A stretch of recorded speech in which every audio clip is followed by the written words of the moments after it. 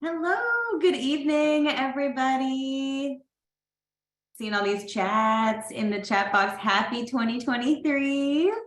Welcome to our very first class of the year. So excited to have so many people joining us already. I know we're just past the hour, so we'll give it just a minute or two to let a couple more folks hop on before we dig into the content here tonight. But for those of you guys who are here on time, thank y'all for being on time. Good to see so many familiar faces. Hey, Cherie. Hey, Sharon. Good to have y'all. Happy New Year. Y'all, tonight we are discussing some really fantastic content. I'm so excited to bring this workshop back. We've done this class the last couple of years, and I think it's just a good opportunity for all of us to reset on some of our financial goals, especially right after the holidays. That can be difficult. I know as we recoup from some of our holiday spending and recenter ourselves on what our goals are for this year that we really want to commit to and that we want to accomplish. And if I haven't had the chance to meet you yet, let me quickly introduce myself for those who have joined so far. My name is Blaine Cowart. I had the pleasure of working on our homeowner services team here at Dallas Area Habitat for Humanity. And so if you're working with one of our fabulous counselors, Aretha, Christian, Porfirio, give them a shout. I know a couple of them are online tonight with us.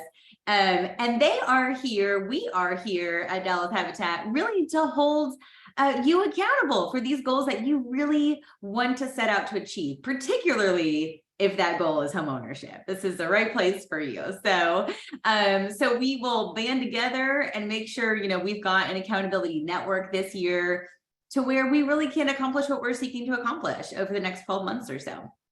So before we dig into the content, just a quick reminder or to let people know if this is the first time that you've joined one of our webinars at Dallas Habitat. If you haven't noticed already, as a participant, you don't have audio permissions on a webinar. So the primary way that you can communicate with us, and we want you to communicate with us throughout the workshop tonight, will be through the chat box or also through the question and answer option if you've got a question that pops up during the presentation. I'll be teaching the webinar all night tonight, and we're going to do it relatively informal. So if you guys have questions throughout, please, by all means, I'll keep an eye on the chat box. Just drop me a note in the chat, and we'll try to get to that in real time. But then also, I would love to hear from you guys. This is one of the most inspirational workshops that we have. And I know a lot of times people put a lot of effort into goal setting at the beginning of the year. So if you have stuff that you already have in place, a resolution that you've already made, we definitely want to hear some of that, some of your tips and tricks for one another as well tonight. And we'll keep our content tonight between 45 to 60 minutes. So yes, I do see you, LaJohn. So I think you're good to go. And hey, Nicholas, good to see you as well. So many familiar faces. I love to see everybody. And like I said, we know that we have so many brand new clients that are coming with us tonight as well, just brand new into our program. I think maybe I might have lost my video. Let me see if I can reset that real quick. Okay, let's see. Oh, I think it's just, let's see. Hey, Christian, I see you on there. Hey, okay. I think it was just maybe on my end when Christian logged on. Okay, awesome. So let's get started without further ado. Y'all can see my screen, right? You're good. Okay, perfect. All right, so let's get started. So a quick overview of what we're going to discuss tonight. A few things. I want us to spend a little bit of time before we dig into the content of goal setting to do some reflection first. Think about where we're coming from before we figure out where we want to go this year. We'll talk a little bit about what we like to call core values and how those should tie into our goals, how that makes goal setting a little bit more relevant and more impactful for us. Then we'll move into setting our intentions for the year, and importantly, coming up with some tips on how to actually stick to it. So we don't do like many of us tend to do with resolutions. We get to March, right, or April and fall off the rails. So we're looking to avoid that this year. We will talk about how to avoid breaking our goals if at all possible. And then we're going to give you 5 tips from our perspective that we think if you're just starting off the year and you think you're like, I want to do some things this year, but I don't really know where to get started. We've got some of our own advice that we're going to share with you on some financial goals that would be wonderful to set, really no matter on what your big life goals are that you have. So let's start by doing a little bit of reflection on 2022. And I'd love to hear from you guys in the chat box as you're able, but I'd love to hear what were some of your biggest accomplishments over the last year. I want to hear positive things that you're like, yes, I'm proud about that. I did this thing. I feel really good about it. And it doesn't have to be a huge thing. It could be a little thing. It could just be something that's important for you to hear.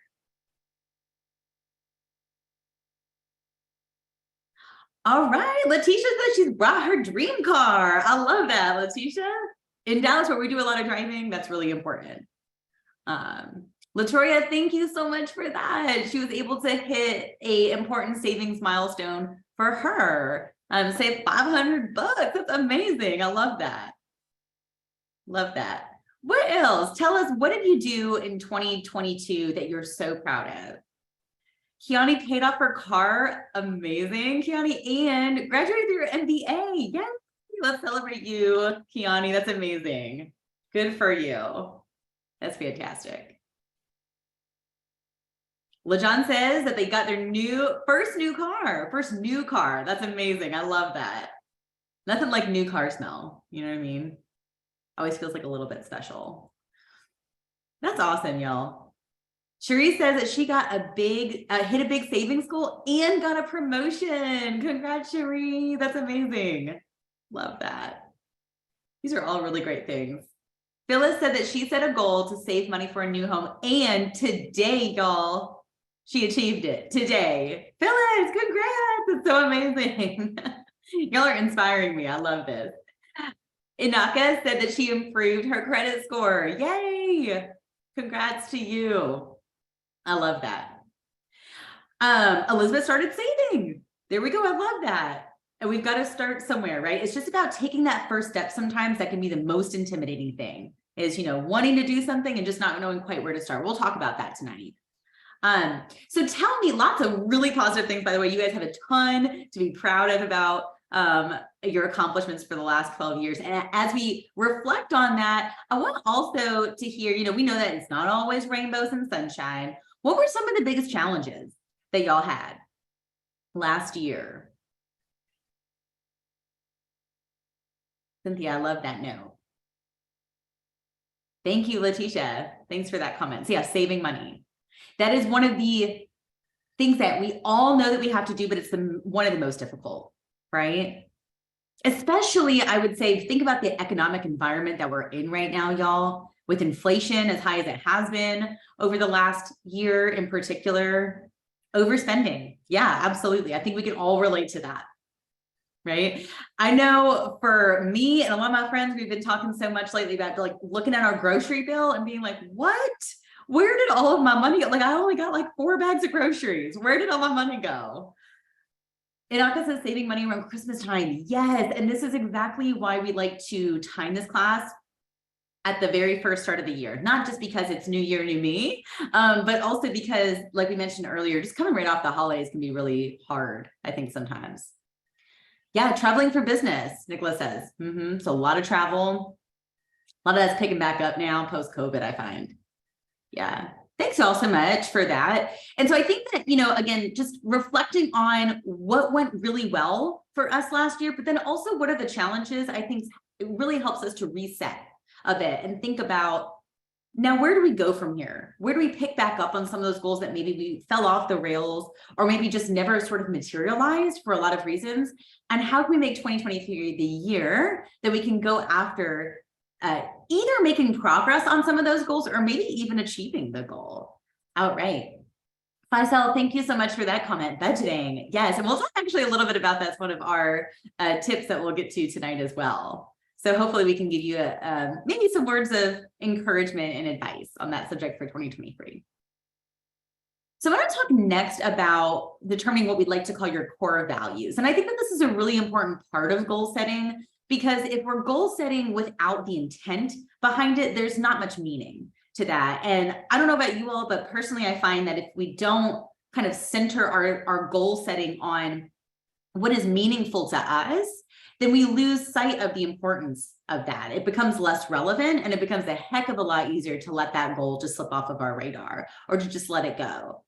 Even though we know that it may be an important goal to us, if we're not focused on the why of the goal, it may be more difficult to achieve that. So we talk about core values, and understanding that really what we're saying is there's a huge benefit if you can align those core values, your why, whatever that why is, with your goals. Tie those things together. And that will also help you to prioritize, like, what are the things that are most important to me? And then what are the goals that tie into those core values? And giving those things priority, hopefully, will make you happier too, because that's really feeding what you're looking for. And making sure that you're focusing too on like really what matters the most to you.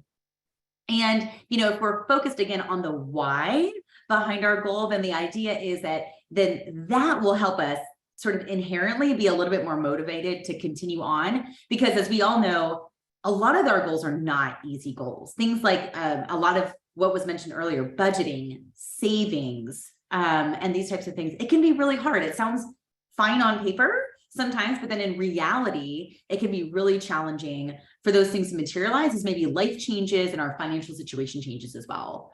So I want to talk about a couple of examples of core values as they relate to goals. So one example of a core value might be life experiences, right? So I might say, like, me as a person, I really value the opportunity to experience new things, and to see new things and see different, maybe cultural perspectives or different geographic parts of the world, whatever that might be. And so a goal for me might be that I want to travel. I want to travel to specific countries. I want to travel to specific states or regions or national parks or whatever that thing is. And it's not that traveling is necessarily maybe what's my core value, but the experience, being able to experience new things and see new things and, connect with people or connect with nature, that may be the core value. That then I can say, if that's important to me, what are the ways that I can go about actually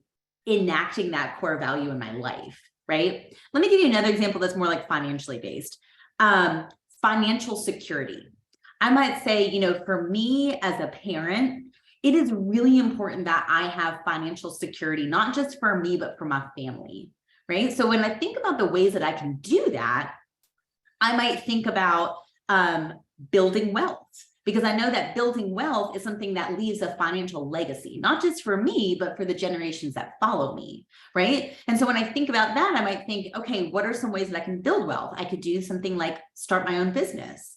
I could do something like purchase a home, right? I could do something like invest in my future, go back to school, right? And these types of things. So thinking about, again, connecting the goal back to your why. What about that goal is so important to you that's going to allow you to keep motivated even when times get hard and even when you're thinking, I really would rather just quit right now. Maybe if you are passionate about giving back to others in the community and helping other people, then maybe a way that you can do that is through volunteering your time, for instance. And so these are just some examples of, thinking about, like, as you're doing some reflection on what you want your goals to be, digging into your why and making sure that as you're, writing down your goals, and we'll get to that, writing those goals down, that you're remembering too, what are those core values about that. And so I would invite you all, love to hear any feedback that you guys have in the chat on this, but I know that so many people that we're working with at Habitat have the goal of buying a house. And if you are in the position that you're interested in buying a house, I imagine most people on tonight's call are, I would love to hear if you would be willing to tell me your why. Why is it that you want to buy a house? There's so many reasons that we want to do something like purchase a home and own a home. I mentioned the example earlier of building wealth, generational wealth.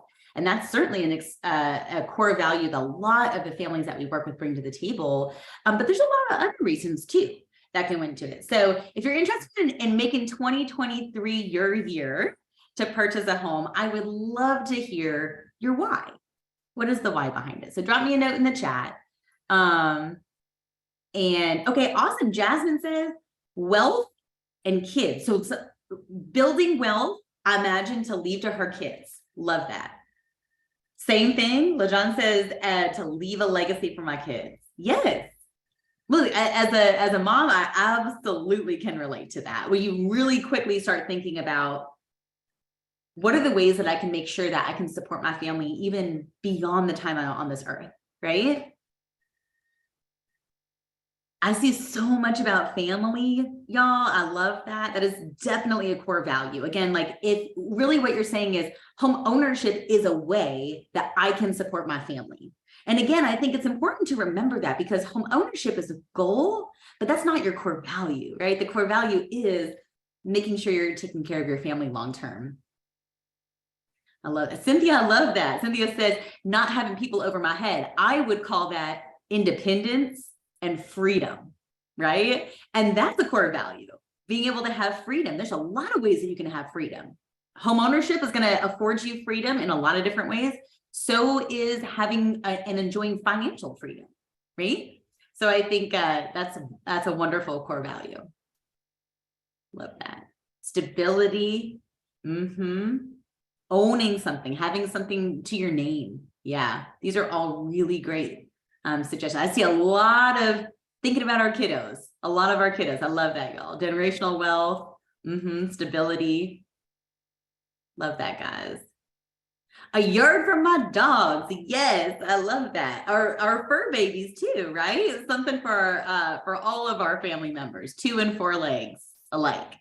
And I see several people said stability, right? And so again, I think when I think about stability, for me, part of, I think, a core value that's related to stability would be peace. Just having that peace of like knowing that when I come home, it's my home. Like, I don't have to worry about anybody else coming in. I don't have to worry about like, am I going to be able to stay here next year? I don't have those worries hanging over my head. And that gives me peace, right? Thinking about my grandkids, Jan, I love that. Yes. Love that. Y'all, thank you so much for your input on this. So I encourage you when you think about, again, if 2023 is your year and you're like, this is the year that I want to become a homeowner. There's a lot that goes into preparing for home ownership. And we'll get into that in a lot of other classes that we're hosting this year, right? But we would say it can be easy to sometimes feel overwhelmed by some of what we have to do in buying a house, particularly when it comes to buying our first house. Right. And so we really would encourage you, our team at Habitat, to say, don't be intimidated by that. Don't be overwhelmed. If you keep your core values at the forefront, that will help to keep you motivated. If you're Janet and you're thinking, I'm doing this for my grandkids, right? It's going to be a little hard at times. It may, I may feel like I want to just fall off the rails, but I'm going to do it for my grandkids. Right? That will help me remain motivated because that is my why. So think about that. Our word of encouragement here is, as you set your goals, begin with your why. Understand your why behind it and then back into it that way. So next, I want to talk a little bit about setting your intentions for your goals. And we encourage you, when you think about setting these intentions, to begin by thinking about, where would you want to be a year from now? Sometimes you hear about, tell me about your 5-year plan and stuff. And not to say that some of us don't have that very explicitly written out, but that's a long way to think, right? Realistically, we would encourage you, next 12 months is a good amount of time to be able to plan with enough notice that we actually can hopefully get some of the stuff done that we want to get done, but not too long that we're tempted to just let it pass by and get to it when we get to it, kind of a thing, right? So envision January 2024, fast forward a year from today, where do I want to be? Wherever I am today, if I'm sitting and logging into this webinar from my phone, wherever I am, maybe I'm in my apartment or a rental home or live with family, and I'm thinking, when I am sitting here a year from today, I want to be sitting in my own home. Right? I want to have just celebrated Christmas in my first home, whatever it is. Begin to envision that. And then what we really encourage you to think about is determining 2 to 3 actionable steps that you can take to help you get there, right? And we've been focusing on this goal of homeownership because we know that there's so much synergy, right, with our attendees about buying a home, of course.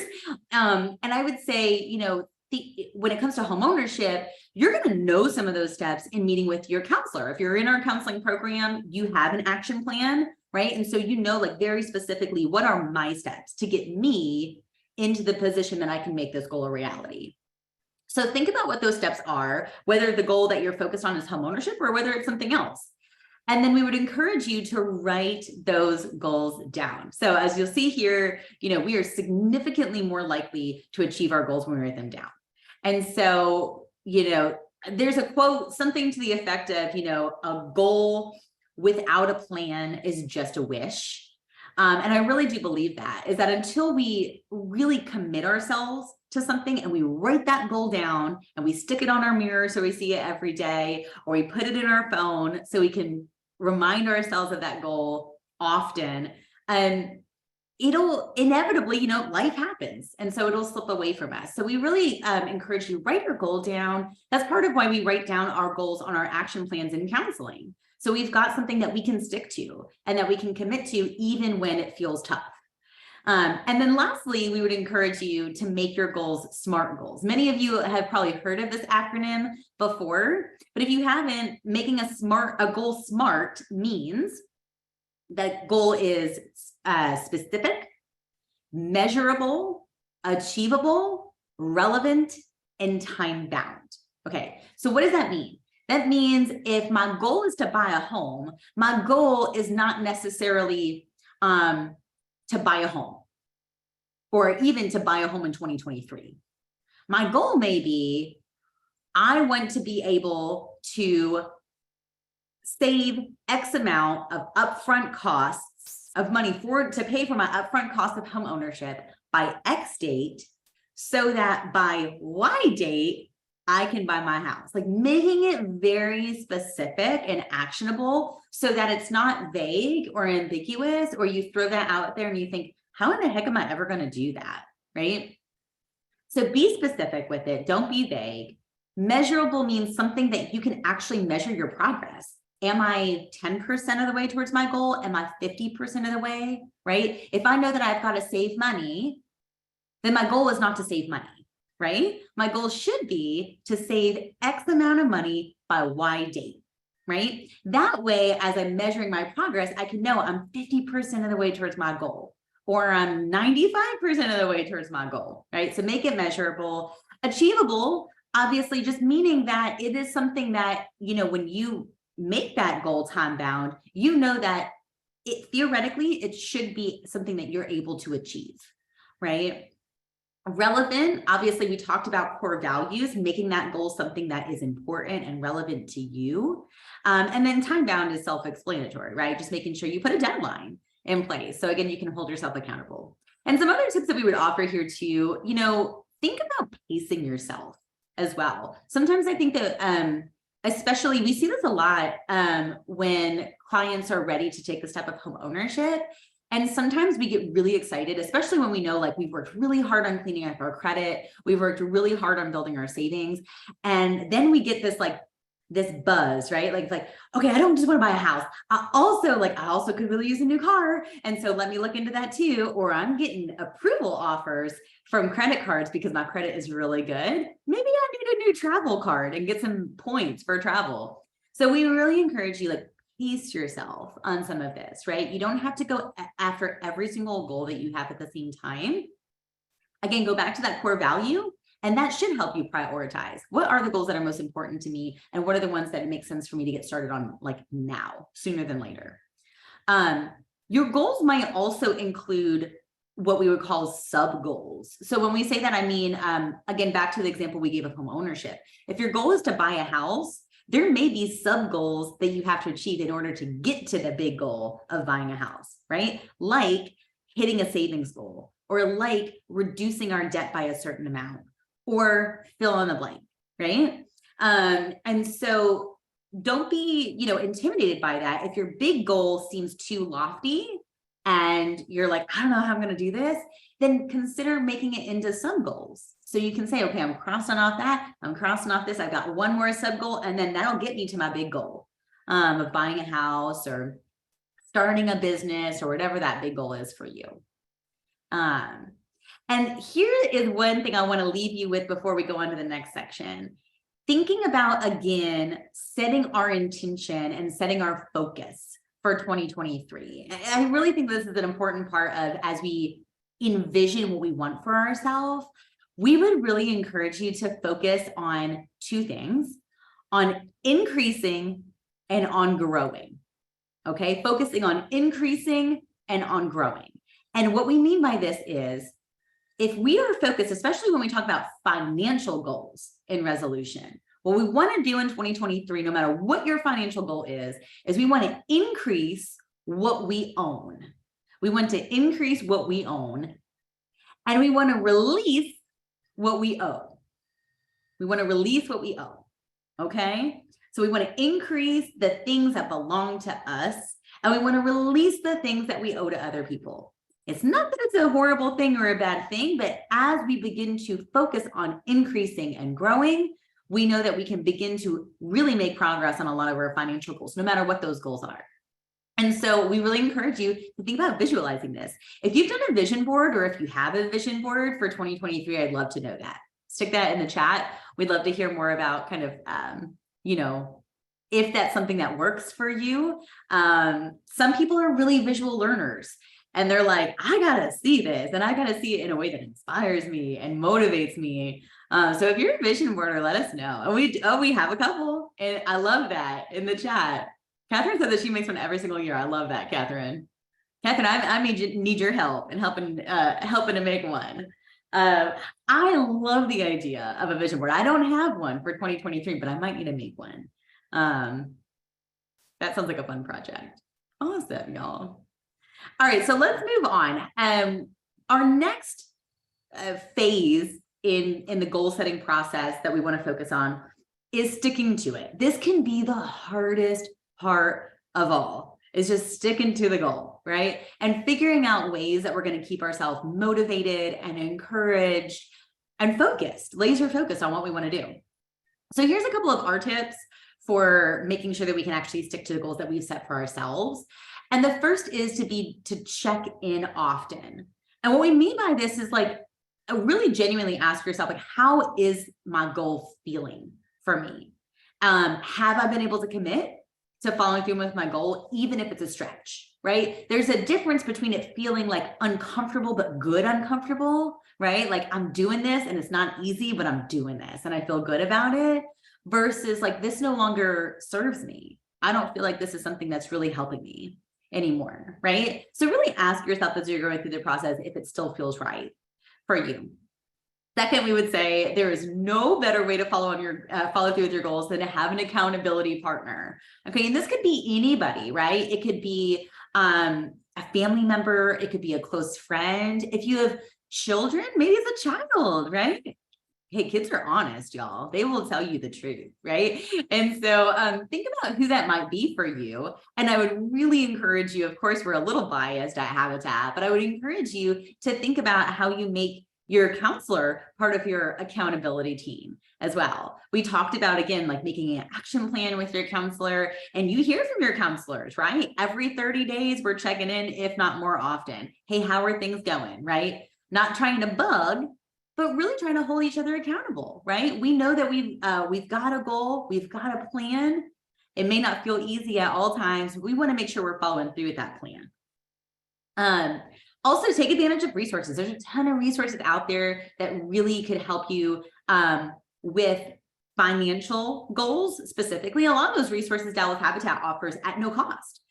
So whether you're in our counseling program or not, these resources are available to the open public. And most of the classes that we have are completely free and they're open to everyone. And so you might think about, like, even if you're in the process of buying a house, but you also have on the mind, like, I need to be starting to save for retirement, or my kids are starting to get to the age and I'm thinking about, do I need to be saving for their education, for college, right? Or even just setting up a fund for them. maybe it's just establishing emergency savings fund, whatever that might be. Think about resources that are out there that you can take advantage of. And Habitat's certainly not the only one, but we do have a lot of stuff that's really relevant to financial goal setting that could be helpful for you. So if you're not sure about those resources, check them out on our website. And not just some of the classes, but also the community events that we do. A lot of our event programming is done in a virtual space. So just like tonight, really easy to log into. You don't have to drive anywhere. You can watch from your couch or your bed in your pajamas, and there's no judgment, right? So just come one, come all, come as you are. Just come to learn. We also would suggest, keeping your goals posted, like we talked about. Catherine put in the chat a few moments ago, and I just want to call this out, that she has her goals digital, in a digital format, and it's her screensaver. I love this, Catherine. I might have to steal that idea. I love it so much. Because how many times a day do we look at our screens on our phone? I mean, it's constant, right? And so again, if we are making this top of mind for ourselves and making it a priority, we're more likely to commit and follow through on this stuff. And then lastly, we would say, when the going gets tough, and chances are, especially if you have a big goal that maybe, a year or even a couple years is going to take you to accomplish, we really encourage you, adapt, don't abandon, right? Again, remind yourself, what is the core value of this goal, right? Why am I doing this? Why am I pursuing homeownership? If it's something, if I'm doing this because I know that it'll afford me the opportunity to leave something really impactful for my kids. And this is the number one way that I know that I can do that. Even though maybe my situation changed and this feels hard, instead of just throwing in the towel, think about, okay, maybe I have to pivot. Maybe it's going to take me longer than I was hoping it would. Maybe the market is shifting and that's out of my control. And there's not much I can do about that, right? So maybe that puts my plans on a different timeline than they originally were. And nothing wrong with that. We adapt, but hopefully we don't abandon, right? Because again, we're reminding ourselves, why is this goal so important to me? Let's move on. The last tip that we're going to talk about here before we get into some suggestions of goals is to think about how to avoid breaking your goals. So following through on these goals begins, obviously, like we've been talking about, we're just holding ourselves accountable. So we would ask ourselves in this moment, am I really mentally ready to achieve these goals?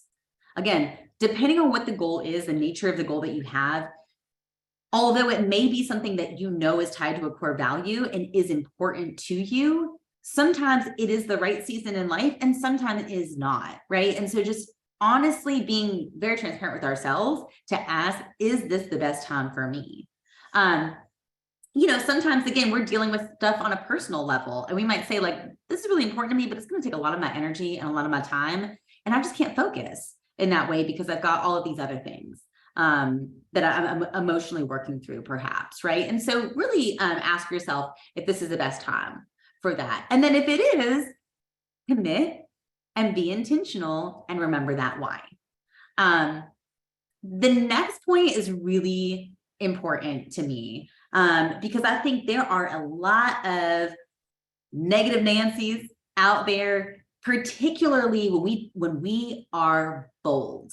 Y'all, am I right? Like if we are bold and we are speaking our goals, speaking our vision into reality, putting it out there for others, it makes us vulnerable, right? And how often, have you all done that? I know I have in my life, where you put something out there and people are quick to shoot it down. People quick to tell you 5 reasons why you're not going to make that happen, or why that's unrealistic, or why that's great, but in reality, it's not going to work. And so, be mindful, be protective, I would say, of how you put that out there, and don't let other people kill your dreams. Again, remembering your why is going to help to motivate you, and find yourself a positive, again, accountability partner or a network. If you don't have that person in your life, let it be said on the record, Dallas Habitat is happy to play that role for you. Our team is happy to be that accountability partner and be there to motivate and encourage you and not to make you feel less than. So make sure that you find that person in your life. And lastly, we would say just be grateful for everything that you have been able to achieve, like even if it's in small increments. So again, even if it's maybe sub goals of your big goals, be proud of that. If you're making progress in whatever way, shape, or form, that's something to celebrate. And we know that gratitude brings abundance. Gratitude brings abundance, right? And so let's start with that. Be mindful of, little baby steps is still progress. So whatever we can do is better than nothing. All right, so I'm going to transition into our top 5, what we're calling our financial goal getter moves for 2023. So, maybe there's some synergy here. Maybe you guys you already have some goals and you're like, yes, this is one of my goals. Maybe it's something that you haven't thought of yet, but you're like, ooh, I probably should work on this goal in 2023. So we're going to walk you through again, putting into action some of what we just reviewed. For sure. Shakila, thanks for your sweet comment in there. I love that. Celebrate the small wins. That's right. Amen. Okay, so goal number 1, our suggested goal for 2023, number 1, one of the most important things that all of us can do, increase our emergency fund. Okay, increasing our emergency fund. If COVID has taught us nothing, y'all, it should have taught us to expect the unexpected. Right? Anything could happen at any given point in time with very little notice, right? Many of us found ourselves in the early days of COVID wondering if we were going to have a job, maybe being without a job, right? Maybe not having the option to go to work, right? Out of nowhere with no advance notice. And so I think that, really reflecting on this time as we buckle down and think about our financial futures, having an emergency fund is one of the most important financial decisions that we can make for our family. And surprisingly, or maybe not surprisingly, given how expensive cost of living is right now, most households do not have an emergency fund. Meaning if they came across a financial emergency, based on what's in the bank right now, they could not make it probably past, realistically, month and a half, perhaps 2 months. And that can be really dangerous, right? Because again, as we know from firsthand experience over the last few years, it can happen to any of us. And so really, this is a good way to what we would call recession-proof your finances. Recession-proof your finances. Typically, in an ideal economic environment, most experts are going to recommend that you have somewhere between 3 to 6 months of expenses saved. That's kind of the good rule of thumb, meaning when you're doing your budget and okay, on a monthly basis, my expenses total, let's say $2,500, then you should have at least $2,500 times between 3 to 6 to get you 3 to 6 months down the road if you had to live off of that money without being employed, without having income coming into the household. Now, what we'll say is, again, given what we've learned from COVID, honestly, there was a lot of folks that were out of a job for much longer than that.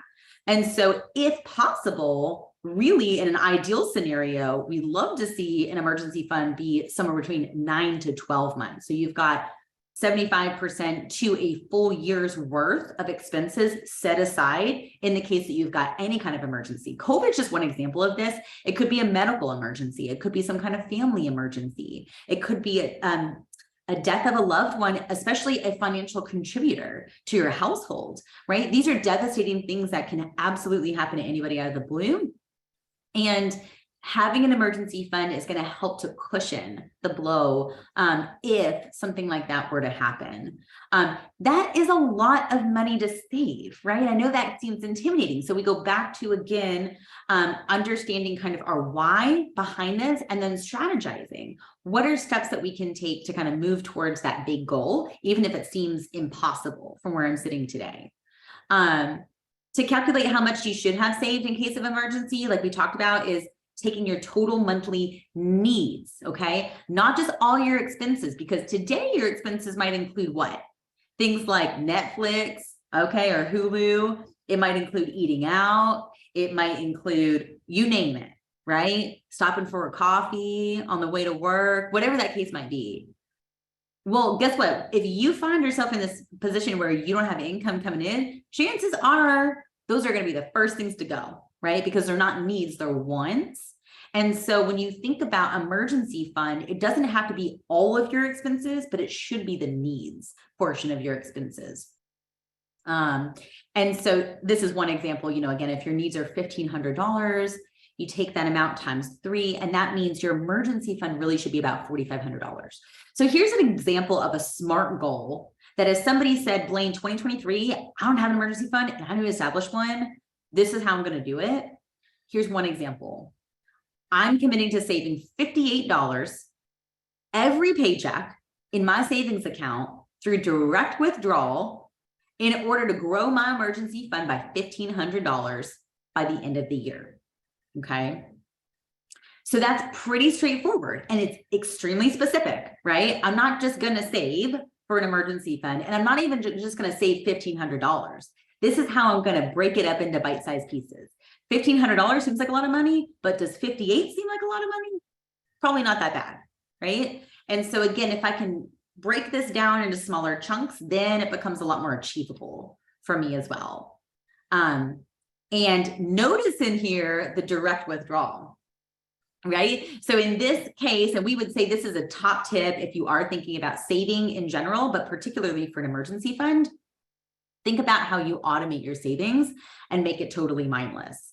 Notice at the bottom of the screen too, y'all are welcome to take screen grabs or whatever if it's helpful for you. But what we have done at the bottom of these slides is called out specific modules on our online financial education platform. That's called PocketWise, which you can find on the website. If you're working with a counselor, ask your counselor. We can send you the PocketWise link too, if you don't already have it. But PocketWise has modules on a wide variety of financial subjects. And what we've tried to do is call out, like, if this is a goal of yours, this is a module that could be helpful for you. So we literally have a PocketWise module called Building Emergency Savings that can help kind of dig into some strategy behind this too.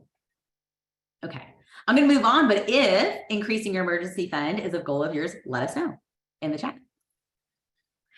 Number 2 is paying down debt. This is a big goal. Like many people that we work with have this goal, right? Because again, we're trying to increase what we own, release what we owe, right? So number 2, pay down debt. Why it matters? Because debt honestly can hold us back from achieving some of our most important financial goals that we have. Homeownership is not an exception to that. But more specifically, we would say, it makes savings difficult. If we are funneling our money, our extra money that we've got after paying all of our bills and expenses and all of our needs and even our wants, we don't have that much left over, especially if what we do have left over, we're putting towards debt repayment, right? And so by paying off our debt, it's going to free up some of our money to be able to build our savings. It also can hold our credit score down. The more debt we have, the lower our credit score will tend to be. And then, as we talked about, of course, it impacts our ability to qualify for a mortgage as well. We want to remind you too that interest compounds in both ways, right? So we talk about, if you've done some of our debt classes before, you've heard us kind of break down compound interest and how that works. It can be a really great thing for savings tools to have compounding interest, things like retirement accounts, 401ks, where your interest grows and your money grows on itself over time. So really, you begin to earn money that you haven't even contributed. Your money is just growing on itself, which can be really impactful. But interest also compounds the opposite way, right? So the longer that it takes you to pay off your debt, the more money you're going to pay in interest in the long run. So really strategizing with a plan, utilizing one of the methods that we've called out below. These are things called the snowball method or the avalanche method, thinking about how you can most effectively tackle your debt if debt repayment is a goal of yours. And if you're like, snowball, avalanche, I don't know what that means, tell me more about it. We've got a whole class, y'all, specifically on snowball method versus avalanche method that we hosted last fall. And you can find the recording of that on our website as well. So if you want to dig into some more of this, please do that. Again, you can find a module on PocketWise called Debt Payoff that will also be helpful for this. But let's talk about some SMART goal examples for paying off debt. Example number 1, would be if you're looking to pay down credit card debt, that could be something like pay off my credit card balance in full by this June. And to do that, I'm going to pay at least $200 a month towards my balance. So my minimum payment may only be 25 bucks a month, but I know if I pay that $25 minimum payment, it's going to take me years and years and years and years. And the amount of interest that I will have paid will be outrageous, right? And so I know I need to aggressively pay that down. Maybe what I can afford is $200 a month for the next 6 months. I know if I short some things up, maybe cut out some of my wants and just focus on needs, I can make that happen and just be done with that debt. Example number 2 would be to reduce overall debt by $400 a month, right? So if I'm saying, geez, I'm spending, $800 a month on paying off various types of debt, and I've got to scale that back because it's digging into my ability to be able to save money. I might say, if I can reduce that by $400, I can repurpose that $400 to now put into an emergency fund, for example. So in this goal, my sub goals would be to, number 1, pay off my credit card debt by starting with the smallest balance first until all of them are paid off. Okay. This is what you're going to hear called the snowball method. Okay. And then I'm going to pay off my car loan by September by applying an extra $50 a month towards the balance, right? Just a little bit extra, but that's going to help me accelerate that goal so that by October, I can hit my big goal of reducing my debt by $400 a month. Okay. So really good questions. I see the questions in the chat. So hold on those and some more complex questions. We're going to get to that in the Q&A. Number 3, stick to your budget. Stick to your budget. So this is, again, a great goal for anybody. I think most of us are guilty of having really good intentions for budgeting. And then we get to the end of the year and say, okay, I didn't follow my budget maybe as closely as I should or as much as I wanted to. So why budgeting matters? Routinely following a budget is the best way to track your financial health. And we're not talking about, checking our balance on our banking app, right? I'm not talking about swiping my card and it goes through and I'm like, whew, I'm good, right? But really analyzing how much is coming into my household and how much is going out, and specifically, where is that money going to when it's flowing out of my budget? And are there opportunities for me to say, geez, I'm really spending a lot of money in this area of my budget. I really need to be diligent about cutting back and be more mindful about cutting back in these areas. It also gives you a realistic understanding of how you're actually spending your money. Okay. So because in our minds, sometimes we tell ourselves I don't spend that much money eating out. I only spend $200 a month eating out. If we go back and look at our bank statements or our credit card statements, we might find no, food is more expensive these days. And maybe there was a point in time that I went out to eat 3 or 4 times a month and that's what I spent. But now that's not the case, right? So again, it's part of that, just we've got to be diligent about checking in because the price of everything has gone up so much that what you think you're spending is probably actually not what we're spending, right? Also, when unexpected expenses pop up, it allows you to, again, assess that budget and figure out where is this money going to come from, right? There might be areas that you say geez, this came up. I wasn't expecting this, something big with my car, a big unexpected repair, who knows what, having to pay a deductible, whatever that might be. You might say, well, okay, I'm going to have to figure out where I find that from. Let me look at my budget and figure out what can I cut back on for the next month or 2 so I can make sure I don't fall behind on things. So here's a SMART goal example. If sticking to your budget might be a financial goal for you this year. This year, I will make time on the first Sunday of every month to review the last month's progress and determine what I might need to adjust so that I do not exceed my total budgeted expenses, right? So again, this is just making a commitment to yourself of this is the day. I'm not going to just get around to it when I can get around to it, but I'm going to make the time. Maybe it's Sunday afternoons or Sunday evenings where I say, I'm going to take an hour and I'm going to go in and I'm going to use my budget template. I'm going to use my spreadsheet. I'm going to use my budgeting app. I'm going to use whatever works for me. Maybe it's pen and paper, right? Whatever it is, I'm going to get out my receipts, my checkbook ledger, whatever it is that works for you, right? But I'm going to commit to really going through and figuring out what did I spend versus what I had hoped to spend, what my goal was to spend. And then if I didn't hit that goal, I'm not going to get, you know, in my feels about it, but I'm just look back up. What am I going to do differently next month? How am I going to get back on track? So again, there's a PocketWise module for this, just called the monthly budget tool. And I'll make sure I drop in the PocketWise link towards the end of the class as well. So if you're like, what the heck is PocketWise? We will show you what PocketWise is. But again, just a self-guided financial education to help with some of these types of goals. All right, goal number 4, buy a home. Okay, we would be remiss if we're Dallas Habitat. We're not talking about buying a house. Okay, this is our area of expertise, our wheelhouse at Habitat. Why it matters, so many reasons why homeownership matters. Y'all named them at the beginning in the chat. Number 1 way to build wealth, more specifically generational wealth, that could be transferred to the ones that you love, whether it's children, grandchildren, nieces, nephews, whomever it might be. It also offers stability. I heard that term in a lot of comments earlier tonight. Security, independence, freedom, all the things that all of us want.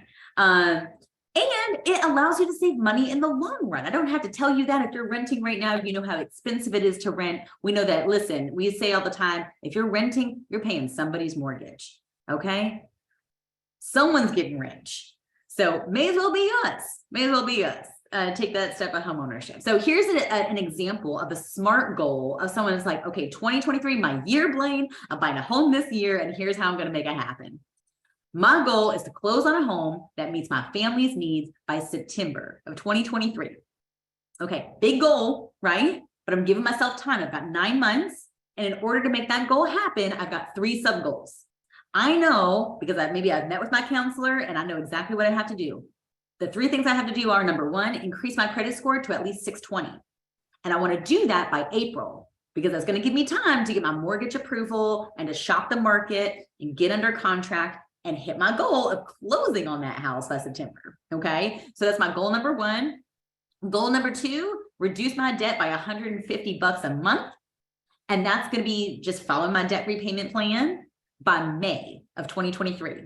Okay, and then lastly, to save $3,000 specifically for the upfront cost of home ownership. So this is aside from an emergency fund, y'all, just to be clear, these are 2 separate buckets of money in an ideal situation, right? That what you spend to actually be able to purchase your house, that you're not spending in your emergency fund, right? Because on day 1 of owning a home, we can still experience an emergency, right? And so we should have that money set aside separately. So this is in my goal for buying a home. I want to save $3,000 specifically for the purpose of buying a house. Okay. And I want to do that by July. So with this example, this person has said, first, I'm starting with credit, right? By the end of April, boom, check that off my list. Then meanwhile, in tandem to that, I'm working on reducing my debt. And then that gives me until May. I want to have that debt repayment plan accomplished. And then I want to save all throughout. Hopefully I put that on direct deposit, right? And then by the time that I reach July, the money's there, right? That gives me time again to get my pre-approval, start that process, and make my goal a reality. Okay. So be realistic. That goes back to that, setting that SMART goal. You might say, man, I know I've got to do these couple of things. I really wanted to buy a house by March of this year, but it's going to take me longer than that. All right. Be realistic. Then realistically, based on your sub goals, how long is it really going to take you, right? And then write that out and commit to it. And do like, I think it was maybe Caitlin that put that suggestion in earlier, make it your background, make it your screensaver. So you're constantly reminded of that. We do have a PocketWise playlist for this. It's called Considering Home Ownership, where we have a ton of modules, obviously, about buying a house, or a ton of classes on our website that you can watch as well. Let's talk about the 5th goal before we wrap this up. And that is investing for your future. So why it matters, the earlier that you begin investing, the more you're going to earn over time. We talked about this briefly when we talked about compounding interest, right? And allowing your money to grow for you over time. But really, this is so important. I think a lot of us don't think about retirement until we're later in life. And by that point, we are losing the advantage, because compounding interest only works with time. So if we wait until we're 45, 50, 55 to start saving anything towards retirement, we're going to have to save a lot more aggressively than we would if we started when we were 20 or 25 or 30.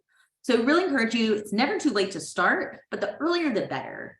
And if your employer does something like, offer a match for a 401k, free money, y'all. Take advantage of that.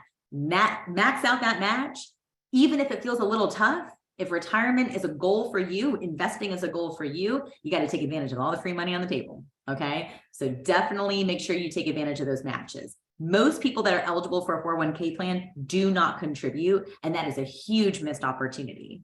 So again, just setting our financial goals and keeping ourselves focused on that can make sure that we can get to a point in our life where we feel like we can retire. Okay, here's an example of a SMART goal for investing. Start contributing to my employer's 401k plan by allocating $75 per paycheck so that I can save $2,000 by the end of the year. Okay, so again, $2,000 seems like a lot, but I'm going to break it down and say 75 bucks a paycheck, and I'm going to set it up. They're going to take it out before it ever hits my bank account. I'm not even going to feel it, right? Which is automatically saved. Here's another example, talking about saving for higher education. I'm going to open a 529B account for my children by July of this year, and I'm going to start contributing $50 a month. Okay. 529 plans are fantastic options if you're thinking about investment vehicles, ways that you can begin investing for your children's education, not just saving, right? But investing, meaning you're really going to help grow that money over time aggressively. And of course, we have playlists on that as well, and have done a lot of classes on these topics. So those are, again, if you're like, I don't really know exactly what I want to do this year, those are 5 suggestions that we have for you. We really encourage you, think about those as options. But I want to hear from you guys.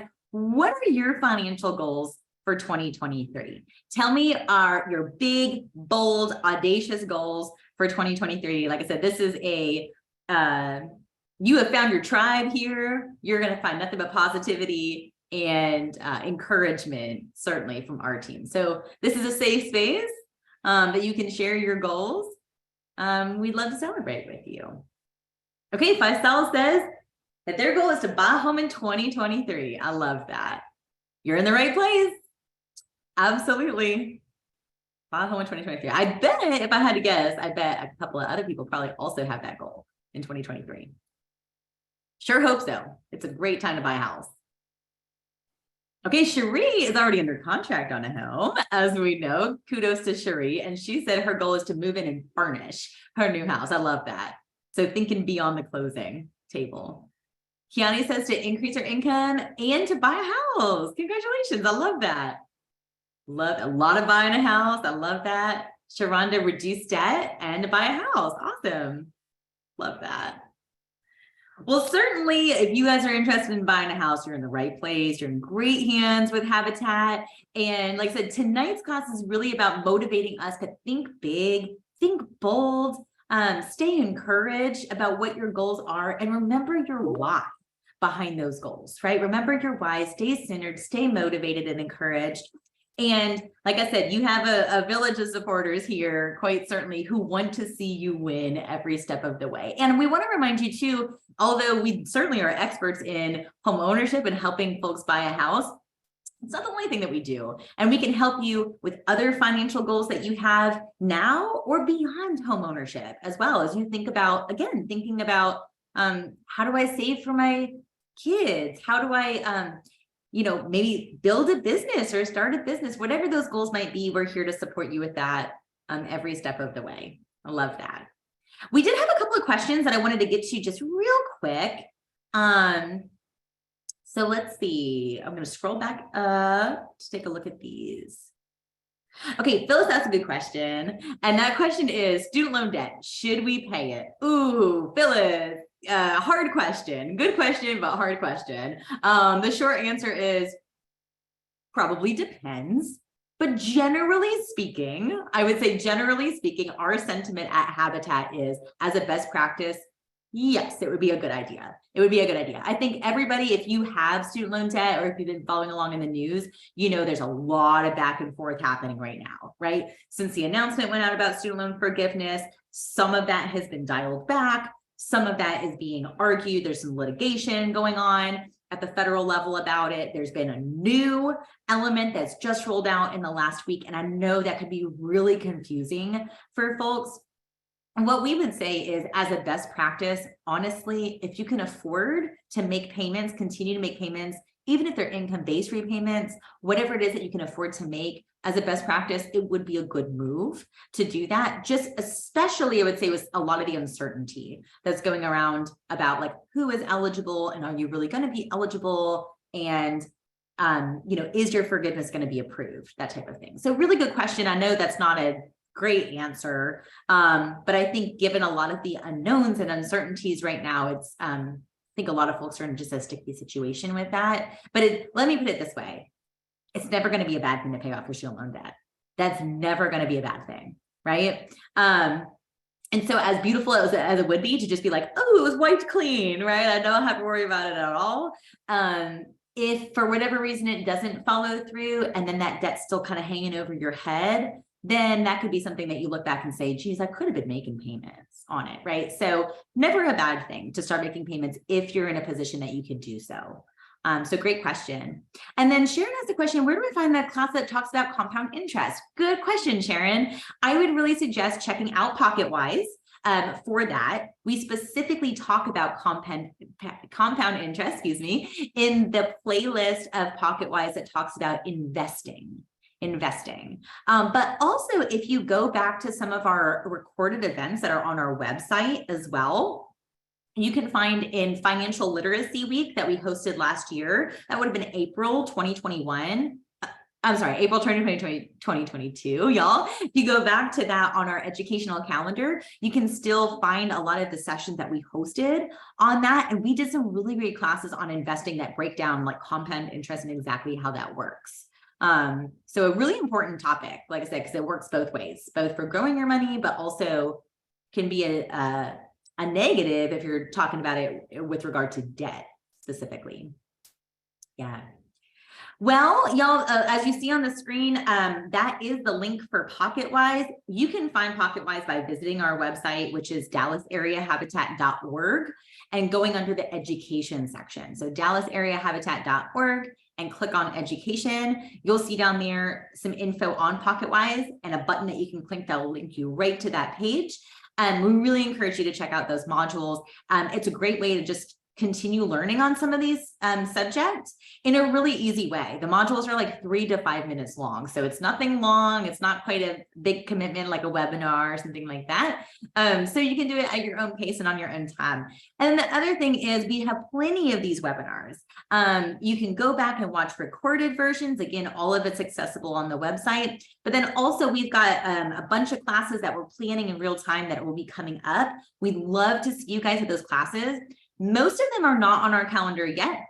So don't worry if you go on and you're like, what's the deal? Where's all the classes? They're coming. They'll be on there pretty soon. You'll hear from our counselors as well once those classes are up and registration is live. We will be hosting a homebuyer education class this month for anybody who is ready to take that step. If you're not sure if you should be in that class, ask your counselor and they can confirm for you. And then we'll also be hosting a really great tax webinar later in the month too. So keep an eye out for that. We'll be talking about how your income taxes and how you file your income taxes affect your ability to qualify for a mortgage. And so we hope that this class was inspirational and helpful for you guys. Quite certainly, we're really excited to see so many of you guys achieve really significant and important financial goals this year. So thank you for making the time to join us tonight. I'll stick around and answer some questions that folks have got. But if you don't have questions, I just want to say thank you so much for being here. And we hope to see you on one of our upcoming webinars here in a couple of weeks. Y'all have a great January. Happy goal setting. Phyllis, I wanted to speak to your question for you real quick. Phyllis, you asked about a 529 plan for grandparents to purchase. Yes, absolutely. Grandparents can purchase a 529 plan for their grandchildren. It's actually one of the best gifts I would say that you could give to your grandkids. 529 plans, we have a whole webinar on this, but we also have modules on PocketWise. So if you're like, I don't really know how that works or how to get started, check out some of those resources, for sure, that can kind of guide you. But what I'll say is 529 plans are a really fantastic investment vehicle for saving for education. And not only can you open that for your grandchildren, but you can also even buy gift gift cards essentially that can be used to contribute to that. So you can do, if it's Christmas, if it's birthdays, however often you want to contribute to it, you can do that for them. A really great gift, especially with how expensive it can be to attend college these days. Let's see, Tasha, you asked how often do y'all have the first time homebuyers class to show that I attended the class? Good question. So Tasha, the first time homebuyers class, I think that you're talking about is our HUD certified homebuyer education class. We host that class on Zoom every other month. So we're hosting that class this month, not this Saturday, but the next Saturday, the 21st. And then we'll have it again in March as well. And Tasha, if you're in Habitat's counseling program, not sure if you're working with us in counseling yet or not, but if you are and you haven't attended that class yet, just ask your counselor in terms of when you should attend it. Those classes, no matter where you attend them, like Habitat or otherwise, are valid for 12 months. So we want to make sure we help you time that class right so that you don't have to like retake it once you're ready to actually move forward in purchasing a home. So that's why we try to invite people kind of as they're ready to take that step. So yeah, if you're working with us and not sure if you should take it, reach out to your counselor. If you're not working in the counseling program, you're welcome to join us for that class. And you can find the information for that class online. Yes, Phyllis wants to know, why is it so long? It's a great question, Phyllis. It is so long because it's a very comprehensive class and because it has to be according to HUD. We have to cover certain topics in that class. A lot of folks that complete the HUD certified class, they only need that class. They don't necessarily come to some of the other financial education classes that we do, but they're coming a lot of times just to take that class, maybe for a loan product or a down payment assistance program that requires that they take that class. So HUD requires for that class to meet their standards for us to cover like very specific, information and in a very comprehensive way. And so that makes for a pretty long class. So it's a pretty big commitment. That's why we say before you just, sign up for it, if you're working with a counselor, ask us first if the timing is right for you. Yeah. Do we need to take the class more than once? No, LaJohn, well, like I just mentioned, it's good for 12 months. So as long as you take it, you've got a valid certificate for that, and you're providing that for whatever program you need it for, as long as it's been within the 12 months, you're just fine. You don't have to retake it. Phyllis, I see your question about, does HUD have down payment assistance? So not HUD doesn't have down payment assistance, but HUD is a department of the federal government. If you're curious about down payment assistance, shameless plug, I will tell you that Dallas Habitat is hosting our Down Payment Assistance Expo at the end of February. That info will be on our website starting next week. It's not live yet, but we'll be opening registration for the event. It'll be a virtual event. And what we're going to do is we're going to bring together many local programs that offer down payment assistance so that you can learn about all of the different programs that are out there, how much money is available, what the eligibility requirements are. So if you're thinking about using DPA, Phyllis or anyone else, we definitely encourage you to attend that event. So we promise we'll send you more info about it. Like I said, registration's opening soon, but just save the date for that. Tasha, to your question, do we work with NACA? Not directly, not specifically, but again, there's some crossover just in terms of like, if NACA does require a HUD certified class, the class that you take with Dallas Habitat, because it is HUD certified, would satisfy that requirement. And I think that maybe they may also do, counseling as well at NACA. So yeah, good question. Well, good. Well, y'all, like I said, thanks so much again for joining us here tonight. Cannot wait to see what you guys accomplish this year in 2023. We hope that we see some of y'all back in our next classes. And otherwise, y'all enjoy the rest of your evening. Go grab some dinner and we'll see y'all soon. Y'all take care.